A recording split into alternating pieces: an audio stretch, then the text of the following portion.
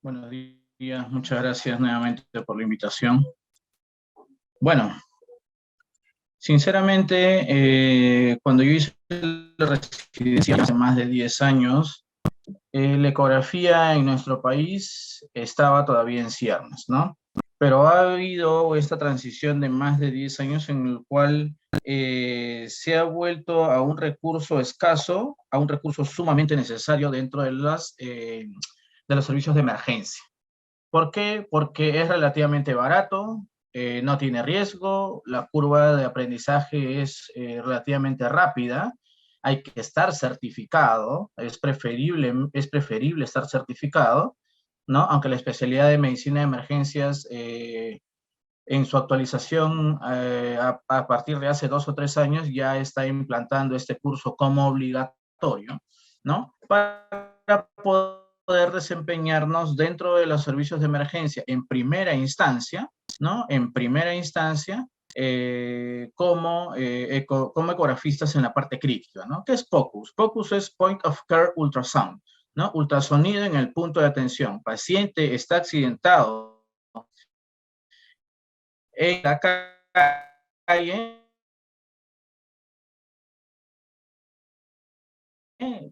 saca su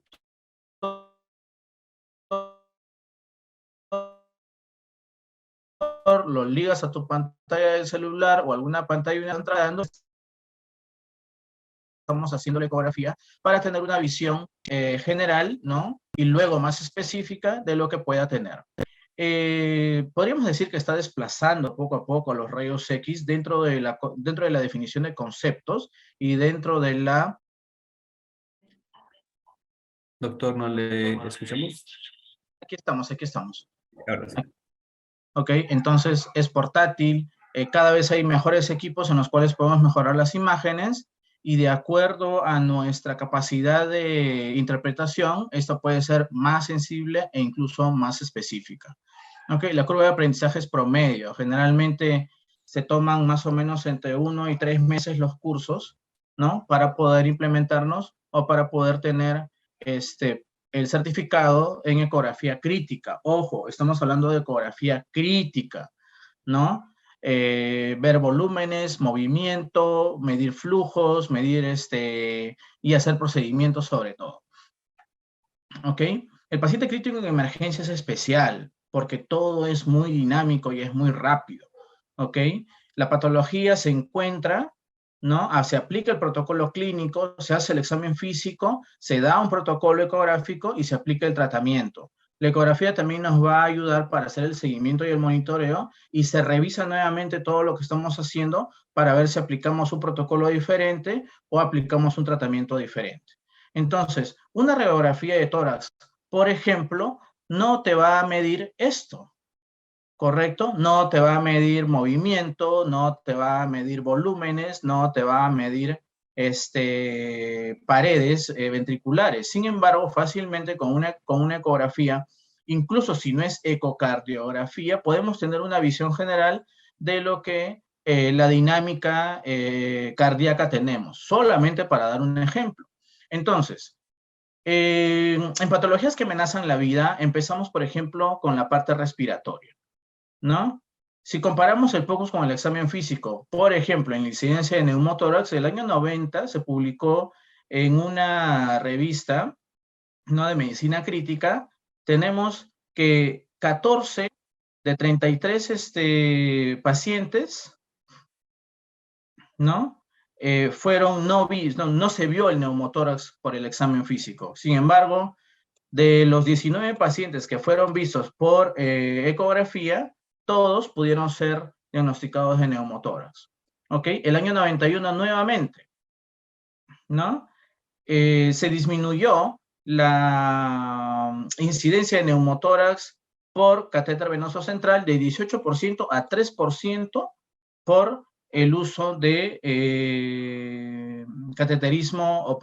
de cateterización venosa central ecoguiada. ¿Ok? Ese número es crítico, de 18 a 3% es sumamente crítico. Entonces, ahí nomás nos damos cuenta cómo de 342 pacientes, solamente el 3%, ¿no?, sufrieron un neumotórax por cateterización venosa central con la ayuda de la ecografía. ¿Ok? El 2008 también se publicó un estudio en el cual la morbimortalidad con procedimientos clínicamente guiados disminuyó, pero también compararon en lo que podría ser un marcaje o una ecografía o una guía ecográfica en tiempo real. ¿Qué tenemos aquí? Que en tiempo real, pues, es más, es mejor, ¿no? Es mejor. Entonces, en radioefectoras, como habíamos comentado, en el protocolo Blue, ¿no? La ecografía tiene una sensibilidad, especificidad y unos valores predictivos positivos y negativos bastante similares a lo que es una radiografía de tórax. ¿Ok? Entonces, en esas 5 condiciones como edema pulmonar, asma, embolia pulmonar, neumotórax y neumonía, la confianza es equiparable, ¿correcto? Entre la ecografía y la radiografía, teniendo las ventajas sobre todo en el momento de interpretación, el tiempo de interpretación, el tiempo de hacer el procedimiento y el tiempo en que, por ejemplo, una radiografía suele ser revelada, ¿cierto?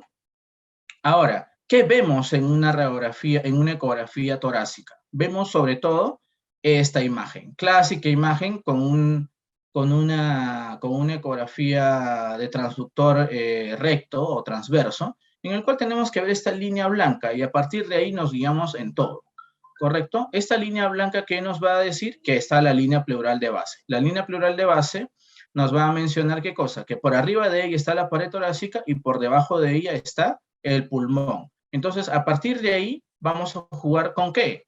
No con las estructuras propiamente definidas, no vamos a ver alvéolos, no vamos a ver cisuras, pero sí vamos a ver consolidaciones, vamos a ver efusión pleural y sobre todo vamos a ver artefactos. La lectura de los artefactos en una ecografía pulmonar es indispensable para poder interpretarla de acuerdo a la patología que queramos encontrar o estamos sospechando. ¿Ok?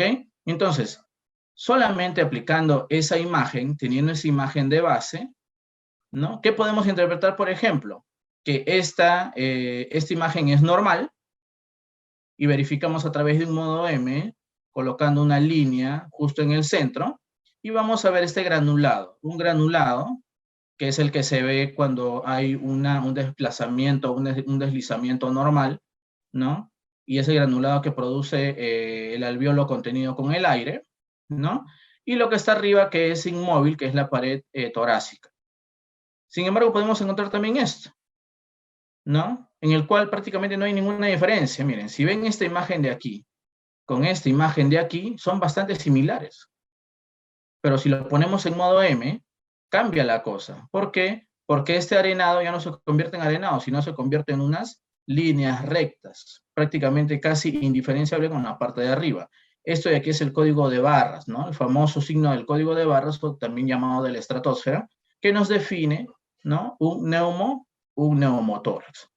Entonces, el estudio ecográfico también tenemos que distinguir entre el modo B y el modo M.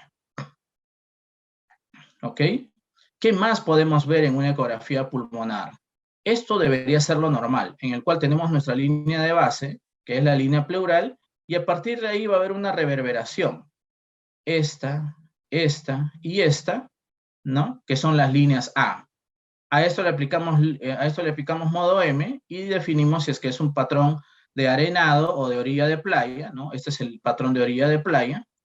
Y definimos que este es un patrón normal. Sliding positivo con líneas A y patrón de línea de orilla de playa.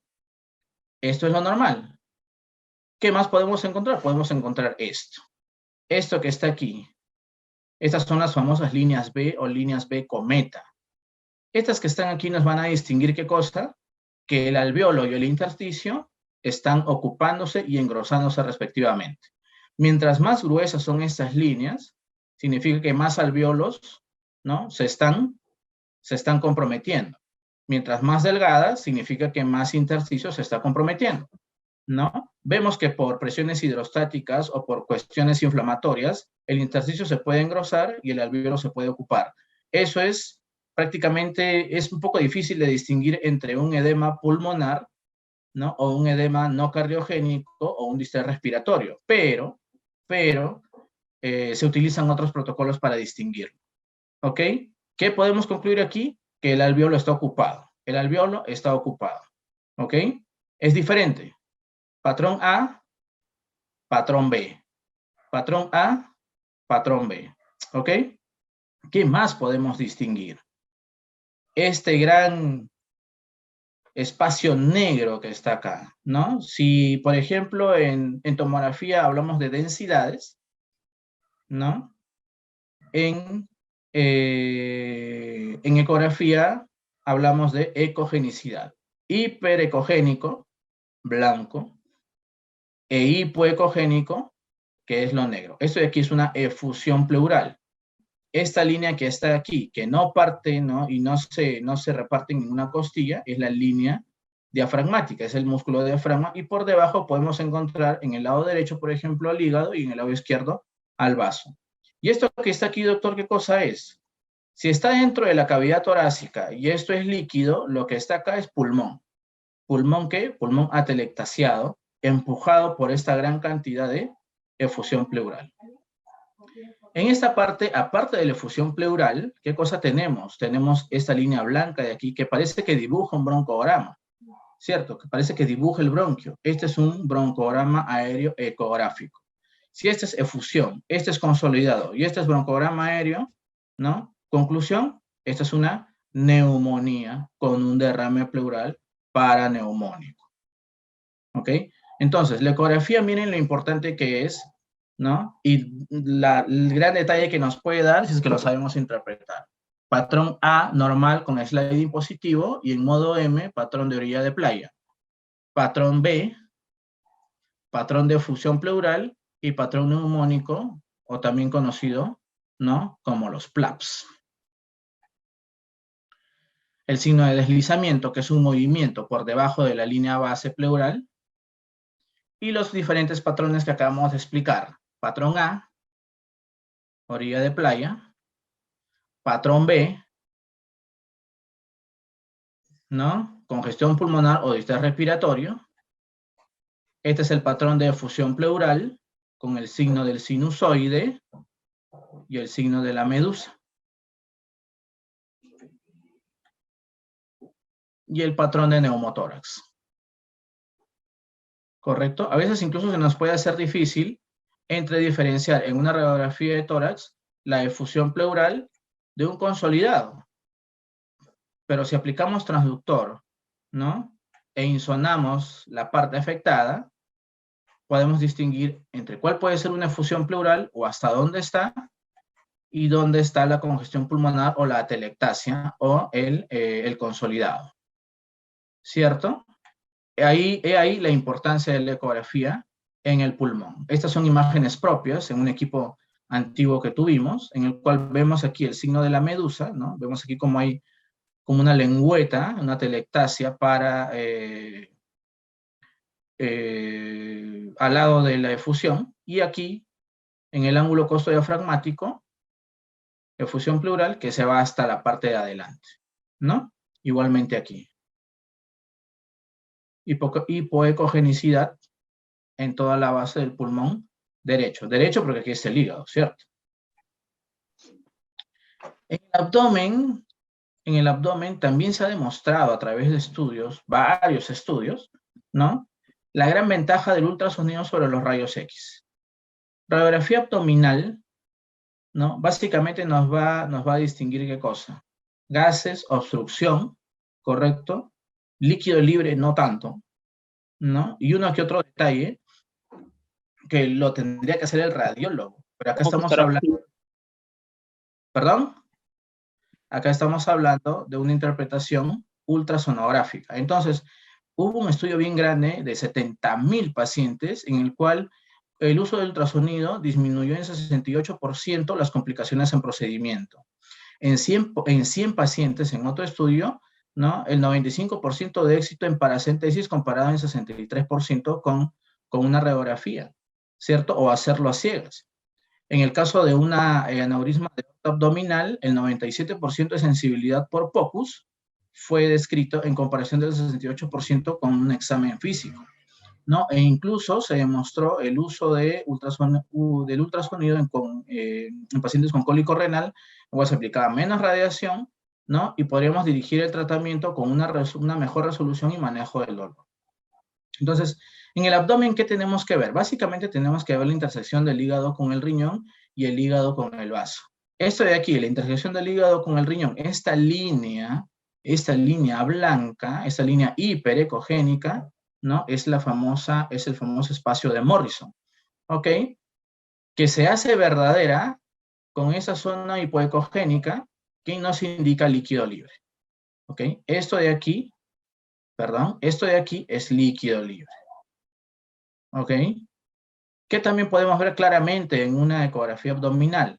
Esto de aquí, ¿qué cosa es esto? Es el riñón, ¿cierto? El riñón derecho, y esta es la pelvis renal sumamente dilatada.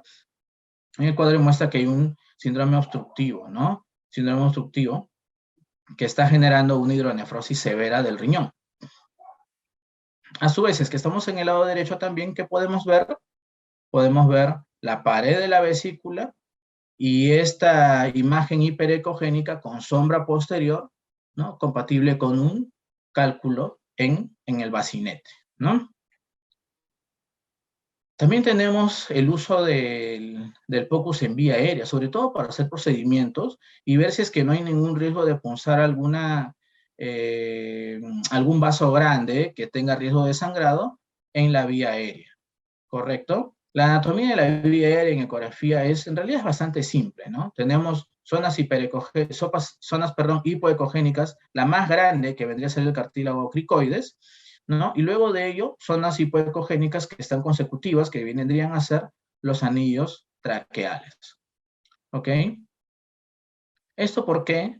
Porque, bueno, en emergencia no es tan infrecuente hacer traqueostomías, ¿correcto? Y es preferible hacer una revisión de la anatomía cervical, sobre todo en el lugar de la punción, ¿no? Que es generalmente en el segundo anillo traqueal, ¿no? Y ver si es que no hay ningún vaso que se interponga. Ya nos ha pasado y es por eso que les recomiendo que antes de hacer una traqueostomía, mejor hacer una evaluación ecográfica de las paredes que vamos a atravesar con la punción. ¿Ok? También tenemos el uso en hipertensión endocraniana. Si bien el examen de preferencia en un paciente con encefalopatía o un trauma cerebral es la tomografía, no son los rayos X, es la tomografía, también podemos definir en forma indirecta cómo es una hipertensión endocraniana a través de la medición de la vaina del nervio óptico. ¿Ok? Entonces, ¿qué cosa medimos aquí? En la base del globo ocular, y de ambos debe ser, más o menos a 10 milímetros, entre 5 y 10 milímetros del fondo, medimos en una línea recta, perpendicular a esta línea, cuánto mide el nervio, la vaina del nervio óptico, ¿no? Algunas publicaciones nos dicen 6 milímetros, otros nos dicen 5 milímetros, aunque una última define como un nervio óptico, una vaina de nervio óptico normal en 5.75. En eso estamos quedando, ¿ok? El shock es algo tremendo, ¿ya? El shock, el uso de la ecografía en shock es primordial, es principal, es muy importante, ¿correcto? Entonces, vamos a ver que en un estudio con 184 pacientes con hipotensión no diferenciada, se mejoró el hallazgo de un 50-80%, el hallazgo de la causa, con el uso de POCUS. ¿Cuánto se demoró? Más o menos con un entrenamiento moderado, 5.8 minutos en promedio para encontrar, la causa de la hipotensión en 184 pacientes, ¿no? En el cual mejoró de 50-80%. ¿Qué protocolos usamos? El protocolo Rush y el protocolo Falls, ¿ok? ¿Cuál se prefiere? Podemos complementar, no hay que ser tan rígidos, ¿correcto? Podemos complementar un protocolo Rush con un protocolo Falls, que es más para seguimiento el protocolo Falls, ¿no? Podemos complementarlo, por ejemplo, con una ecografía cardíaca, ¿no? Y también con una ecografía de FAST, ¿no? Un protocolo FAST. Entonces, en el shock, ¿qué es lo que tenemos que ver? ¿No? según el protocolo, tenemos que ver bomba, tenemos que ver tanque y tenemos que ver tuberías en un paciente con signos de hipoperfusión, lactato elevado, ¿no? Y con la presencia o no de hipotensión. Al ver bomba, ¿qué es lo que tenemos que distinguir? Dilatación del ventrículo derecho, efusión pericárdica, un ventrículo izquierdo hiperdinámico o un ventrículo izquierdo disfuncionante. Al ver el tanque, ¿qué tenemos que ver? Tenemos que ver vena cava inferior, ¿no? Si está dilatado o plano, tenemos que ver pulmón, si es que hay un patrón A o un patrón B, tenemos que ver el tanque abdominal con la presencia de líquido libre, ¿no? O si es que es un patrón A con punto pulmón o un signo de la atmósfera que nos podría distinguir un neumotórax. Y al ver tuberías, ¿qué vemos? Sobre todo la aorta, para distinguir, ¿no?, un aneurisma aórtico. Recordemos que la medición de un aneurisma aórtico en el abdomen puede ser a cualquier nivel y tiene dos puntos de medición, de 3 y de 6 centímetros. Cuando tiene más de 3 centímetros el diámetro de la aorta, hay una sospecha de aneurisma, pero cuando tiene más de 6, eso lo puede confirmar. Y el otro son las venas femorales, que nos pueden dar, por ejemplo, el signo del anillo o un flujo reducido, si es que lo ponemos en modo Doppler, para poder distinguir qué cosa, una embolia pulmonar. El protocolo Rasch nos puede dar muchas sorpresas, ¿correcto? Sobre todo cuando vemos corazón, cuando vemos tanque, tuberías, ¿no? Tenemos que aplicar los tres, bomba, tanque y tuberías, ¿no? Por ejemplo, acá, ¿qué tenemos? ¿No? Este es el ventrículo izquierdo, este es un ventrículo derecho que está siendo colapsado, un ventrículo, una aurícula derecha prácticamente ausente y una aurícula izquierda que se está empezando a comprimir. Y tenemos esta imagen que está por detrás y por delante, ¿no?, del corazón. ¿Qué cosa es esto? Un taponamiento cardíaco. Causa de shock. Luego, ¿qué podemos encontrar? Junto con esto, lo complementamos con una ecografía de tanques, ¿no? Y vemos a la vena cava inferior completamente pletórica, llena, sin dinamia. ¿Ok? Ahora lo vamos a ver. Acá tenemos otro ejemplo, ¿no? Una efusión pericárdica. Signo de shock. ¿Shock qué? Obstructivo. Y miren esto, comparen esta imagen con esta imagen. Miren, el ventrículo izquierdo aquí está grande, el ventrículo derecho más pequeño. Aquí el ventrículo izquierdo un poco grande y el ventrículo derecho ligeramente más pequeño. Pero aquí parece que el ventrículo derecho es más grande que el ventrículo izquierdo y no hay efusión pericárdica. Tenemos una aurícula derecha en anillo prácticamente, cuando debería ser en forma de triángulo, y una aurícula izquierda, ¿no?, más pequeña. Si es que el ventrículo derecho y el ventrículo izquierdo tienen las mismas dimensiones, podemos inducir que hay un problema en la circulación de la arteria pulmonar. ¿Y eso en qué concluye? Concluye en que hay una hipertensión pulmonar que puede ser aguda, asociada o causada por una tromboembolia pulmonar. También es una causa de shock. Después, que también podemos ver en un paciente, por ejemplo, con trauma abdominal cerrado, ¿no?, o tórax abdominal cerrado, la presencia de líquido libre. Estas ya son imágenes propias, ¿no? Líquido libre y efusión pleural. Riñón, hígado. A este líquido libre que se presenta por fuera de los vasos sanguíneos, le complementamos con una imagen de vena cava inferior, en el cual vemos que la medición del diámetro de la vena cava inferior es hasta 14.4, con un colapso total. Por lo tanto, si es que hay líquido libre fuera de las tuberías y las tuberías están que se colapsan, ¿no?, entonces, ¿esto qué es? Un signo de hipovolemia. La sangre está fuera de donde debe estar, ¿no? Aquí más imágenes de líquido libre. Y en el paro cardíaco también. Esto también es bastante especial. Acá se necesita un entrenamiento superior y hay que practicar siempre, ¿no? No digo que debamos obligatoriamente tener un paciente en paro cardíaco, pero siempre que tenemos un paciente en paro cardíaco, ¿no?, después de hacer nuestras revisiones teóricas, empezar a hacer empezar a insonar el tórax de un paciente en paro cardíaco, ¿ok? Entonces, vamos a decir que el POCUS en paro cardíaco es bastante importante, pero lo que se quiere evitar, como todo protocolo en PCR, es el retraso en las compresiones torácicas. Eso es sumamente importante. ¿Ok? Entonces, ¿qué podemos decir? Que, por ejemplo, en algunos estudios mencionaban que de 793 pacientes, ¿no?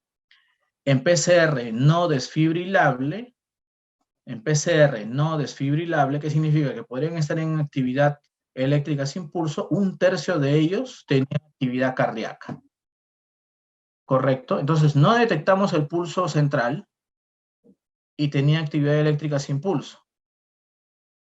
¿Qué decimos eso? Tenemos actividad eléctrica sin pulso y no hay pulso central. El paciente está en paro cardíaco. Seguimos comprimiendo, pero un tercio de estos pacientes tenían actividad cardíaca. Entonces, de repente, el apoyo va a ser diferente. Va a ser más drogas, ¿no? Va a ser mayor ventilación, de repente, ¿no? Y siempre monitorizando en qué momento esta actividad cardíaca mejora o, al contrario, se detiene. ¿Ok? Después nos dimos cuenta que luego de la resucitación o luego de la restitución de la circulación espontánea, ¿no? El 51% de los pacientes que se le aplicó ecografía tuvieron una sobrevivencia mayor al alta, 3.8% a un 0.6%. No parece mucho, pero en realidad, cuando se trata de salvar vidas, esta diferencia es crítica. ¿Ok? ¿Ok? Sin embargo, si es que teníamos un paciente con ausencia de actividad cardíaca, ¿no? Del 14% que sobrevivían, solamente del 14% que tenía restitución de espontánea de la circulación, solamente sobrevivía 0.6%. ¿Correcto? Una cápita aparte en el paro cardíaco es el taponamiento cardíaco.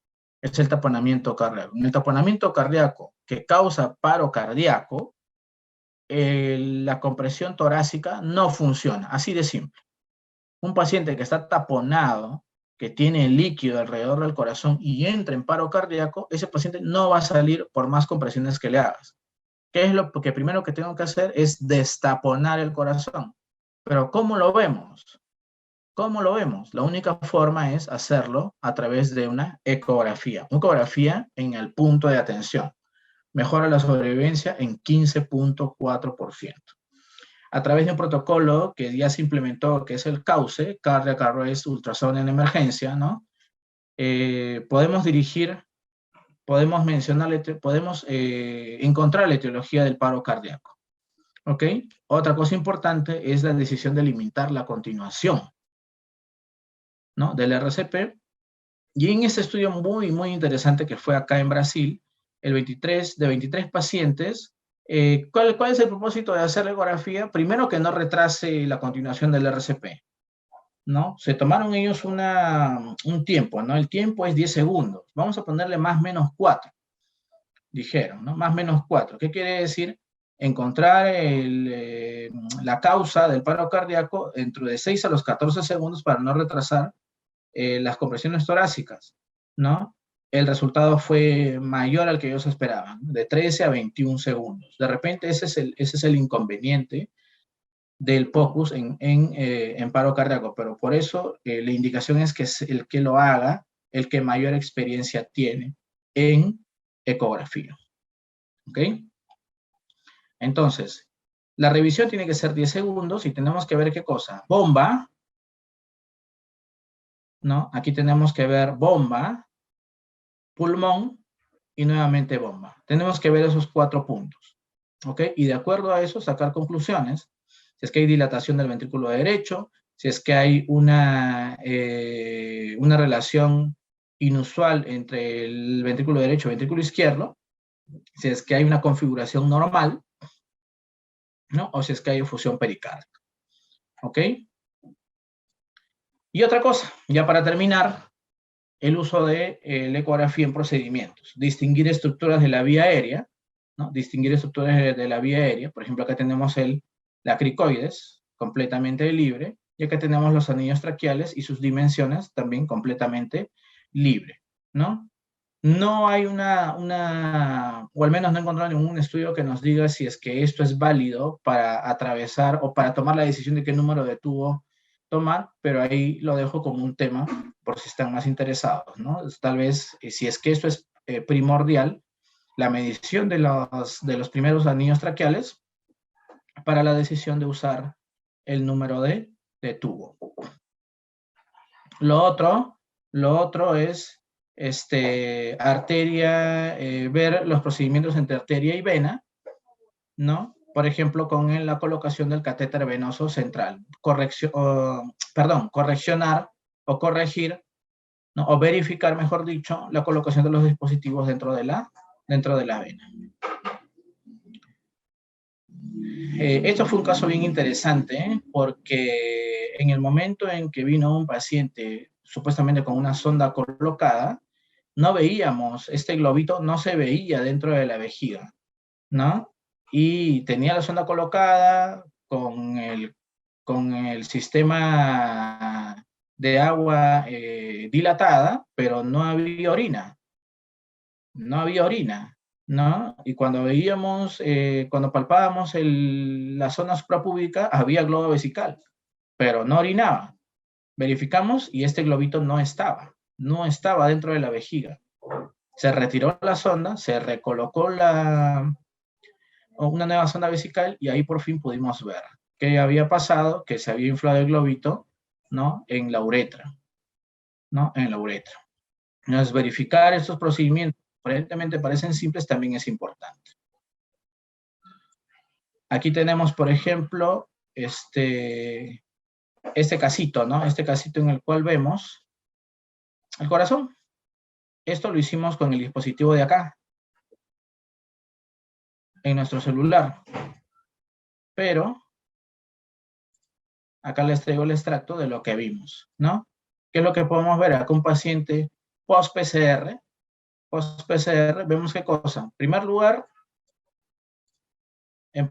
¿qué vemos? Perdón. Aquí tenemos qué cosa. El ventrículo izquierdo, con las paredes sumamente engrosadas, válvulas que abren y cierran, ¿no? No podemos distinguir si es que hay de repente alguna insuficiencia o una estenosis, ¿no? Pero vemos que el corazón tiene una motilidad limitada, sobre todo en la parte del septo y en la parte baja de la parte lateral. En un corazón crónico, ¿no? Con un pericardio hiperecogénico, ¿no? Hiperecogénico y una dilatación o un engrosamiento, perdón, de las paredes, ¿no? Un corazón remodelado,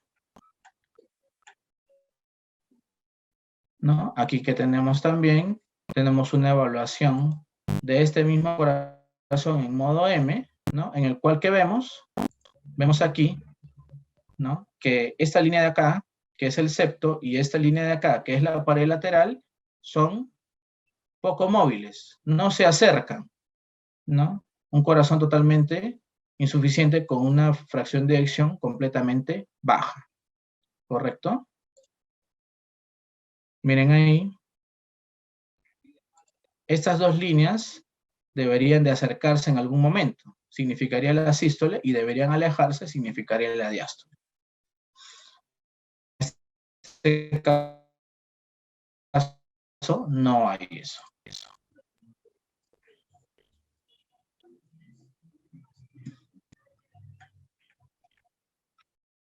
Aquí, en una imagen frisada de la vena cava inferior, que también podemos ver que la vena cava inferior parece una culebra, no se acerca ni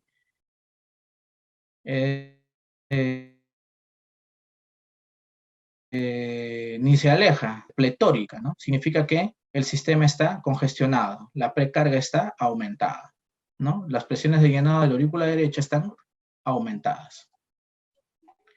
Y este fue un casito muy interesante de un jovencito de 15 años, paciente de este año, en el cual veíamos que llegó por un síncope, ¿no? Llegó por un síncope y llegó con alteraciones electrocardiográficas. ¿Y qué cosa vimos? En nuestro equipo, podría decirse, de primer nivel, vimos una imagen en la aurícula izquierda y queríamos verificarlo en una ecocardiografía formal, y esto fue lo que se encontró, ¿no? Una gran masa que ocupaba la aurícula izquierda, ¿no? Y que prolapsaba hacia el ventrículo derecho, restringiendo el llenado de la aurícula izquierda y el llenado del ventrículo izquierdo, ¿no? Alterando la función de la válvula mitral, ¿no? Y alterando la función del ventrículo izquierdo, ya que comprimía también el tracto de salida del ventrículo izquierdo. ¿Tiene sus ventajas de hacer ecografía sobre los rayos X? Tiene sus ventajas. ¿Hay que aprender? Sí. Hay cursos especiales en el cual esto se nos enseña, ¿no? Los que estamos dedicados a la medicina crítica. Es muy importante, es sumamente importante, ¿no? Y esto ya para terminar, tenemos, por ejemplo, este caso en el cual tenemos una paciente que tenía un taponamiento cardíaco, ¿no? Este es un equipo un poquito más rudimentario todavía, ¿no? Ahorita lo enfocan bien, ¿no? Y van a ver aquí, le estamos haciendo una pericardiocentesis y vemos cómo aquí ingresan, mira, ingresa el trocar y a través del trocar ingresa el pigtail. Ahí lo estoy señalando. Ingresa el pigtail ahí, miren, ahorita se presenta. Ahí está.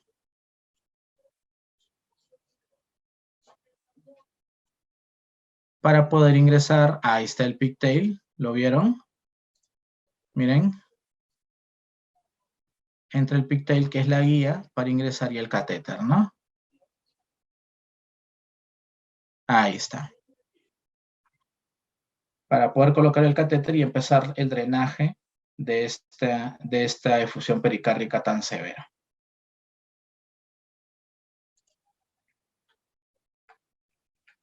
Muchas gracias.